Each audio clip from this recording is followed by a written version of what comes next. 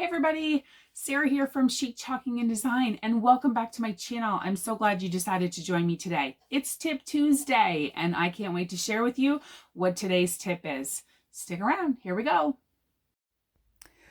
Today's tip is all about how to work with these larger size transfers. It can be a little bit intimidating, and how do you create on them without your paste drying in your silkscreen? So here I'm going to show you what I like to call the paste and peel method.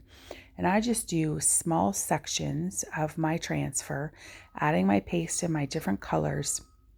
And then once I've done a small section, I peel back the transfer and I dry my paste. So there's no risk of anything smudging.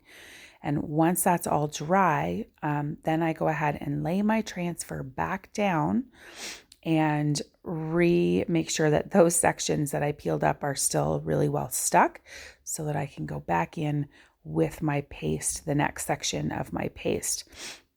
This is a great method if you've got multiple colors and you want to be able to take your time, like I'm doing here with this hot mess on this leaf. That's another tip for another week. But it's really helpful to have the time to be able to do these fine details and not have to worry about the paste drying in your silk screen. So once I just repeat the process all the way down my design. And as you can see here, when I get this last section pulled off, my whole project is absolutely perfect and beautiful.